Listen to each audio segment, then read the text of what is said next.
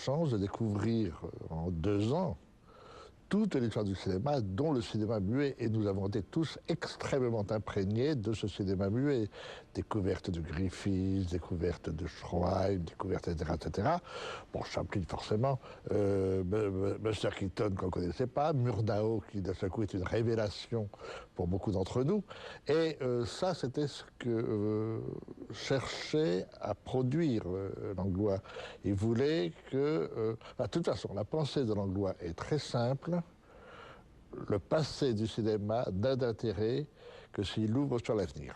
Ça n'en finissait plus le soir, je veux dire, les discussions, là, après on ratait tous le dernier métro, on était autour de Langlois à lui poser des questions, etc.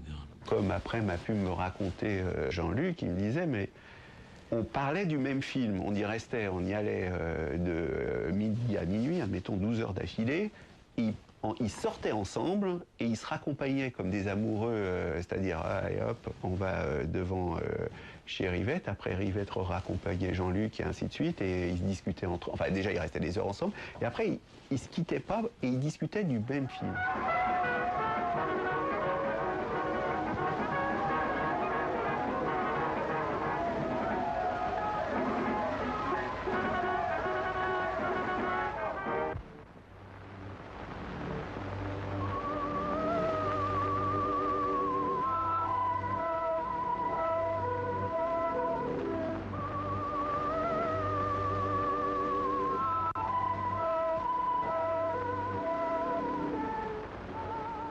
Dans le cas de Vigo, c'est ahurissant, parce que cette musique qui est utilisée, elle est là vraiment comme un langage, elle ne vient pas là comme un support, elle entre dans le film, elle s'amalgame, et cette musique fait corps, elle n'est pas en plus ou elle n'est pas en moins, elle est dans le film exactement comme, si vous voulez, dans un verre de cristal où il y a 3 ou 4 couleurs, c'est la matière elle-même, ça forme un tout, c'est pas 3 matières juxtaposées, c'est un tout, c'est un amalgame, c'est une alchimie. On ne passait jamais un film 2 fois, ce que font beaucoup de cinémathèques. Lui, c'était un refuge. On passait un film 1 fois, et après, on peut mettre 10 ans pour ne pas le voir.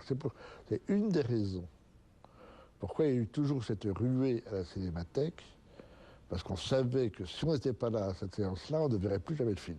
En tout cas, pas tout de suite.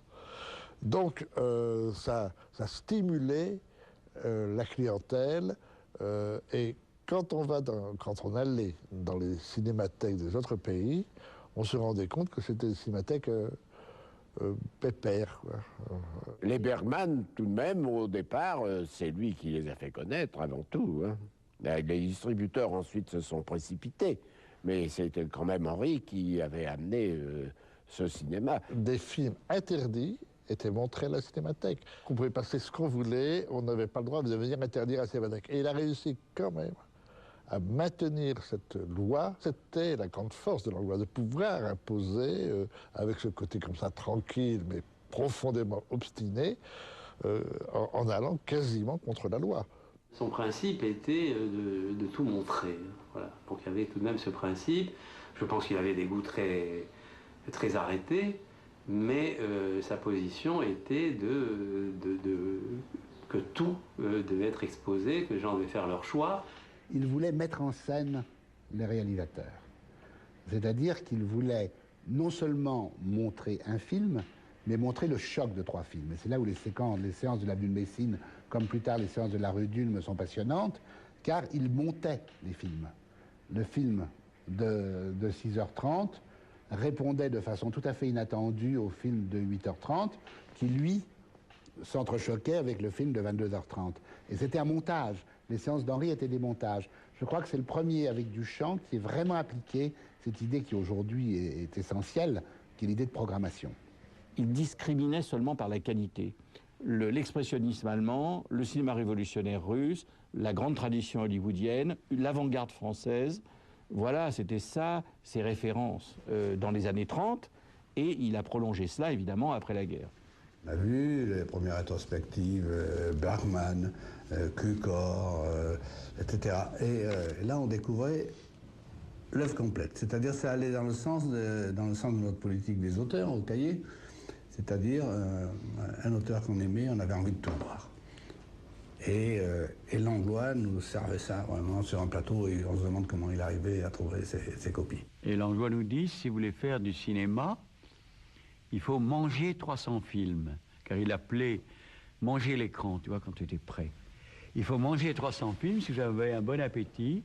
Moi, je peux vous monter 300 films en un an.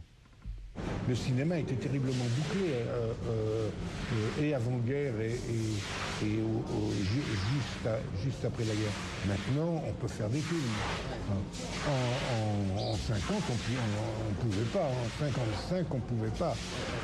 Ça a été très très dur. C'était très verrouillé. Et avec Langlois, on avait l'impression qu'on pouvait déverrouiller. Je veux dire, il nous a donné une espèce de laisser passer. Oui. La Cinémathèque française quitte l'avenue de Messine en 1955 et s'installe dans de nouveaux bureaux inaugurés par Malraux au 82 rue de Courcelles. Les projections, quant à elles, ont lieu désormais au 29 rue d'Ulm, à l'Institut pédagogique, dans le quartier étudiant. Alors là, c'était l'entrée sérieuse. C'était l'entrée officielle. Hein. C'est-à-dire qu'il y avait une grande affiche Gaumont, il y avait la tête, en effet, de Méliès. Il y avait, enfin, c'était l'entrée respectable. C'était l'entrée pour recevoir les invités de marque.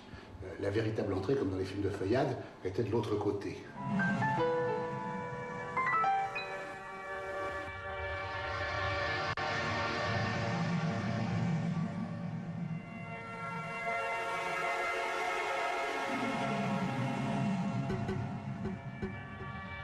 Alors là, ça c'était la véritable entrée de la Cinémathèque. Parce que qu'est-ce qui était important à la Cinémathèque? C'était quand même l'entrée des films. L'entrée des films ou l'entrée des clandestins. Par là entraient les cinéastes qui avaient volé des films, par là entraient les producteurs qui voulaient cacher leurs copies à la censure, par là entraient les camionnettes. Donc ça, c'était la véritable entrée de la Cinémathèque. Ça, voyez-vous, eh bien ça, c'est Psycho. C'est un cadeau de Hitchcock. Il nous avait promis quelque chose pour le musée, et il nous a dit « je sais, je sais, je sais », et nous avons eu cette tête. Un jour, on a ouvert la boîte, on s'est dit « qu'est-ce que c'est que cette horreur ?» Et c'était la tête de Psycho. Et moi, je la garde ici parce que ça m'amuse beaucoup. Elle ressemble à une de mes anciennes secrétaires. Henri a su s'entourer de gens exceptionnels parce qu'il avait en lui le don de sentir quelles étaient les qualités secrètes des individus. Parmi les collaborateurs fidèles jusqu'à l'abnégation, il faut citer Lotte Esner, grande spécialiste du cinéma allemand. Marie Epstein, petite main dévouée à la vérification des copies. Jacques Janet, qui savait identifier toutes les photos des films avec leurs acteurs. Pierre Braquemont, le restaurateur du théâtre optique d'Émile Reynaud et de tous les appareils.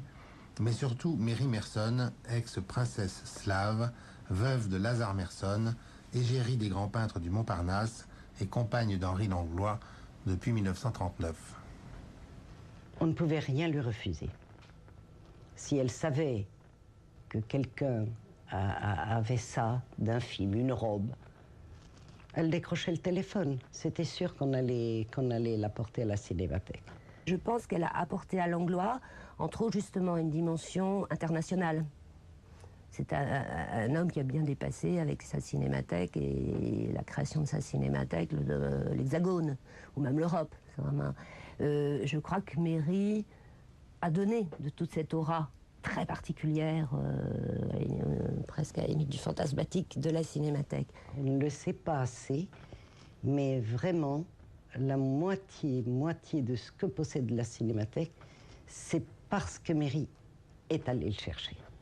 Elle avait toujours la même activité, c'est-à-dire qu'elle passait énormément de temps au téléphone et construisait des pare-feux, donnait des conseils sur la façon dont il fallait s'y prendre.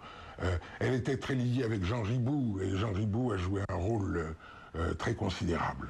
Lotte Esner partait au Festival de Venise, et au retour, elle louait 2 wagons-lits pour mettre les archives qu'elle avait ramassées au Festival de Venise. Elle allait voir tous les cinéastes en disant « Vous avez une maquette, vous avez un scénario, vous avez une lettre, vous avez un dessin, vous avez... »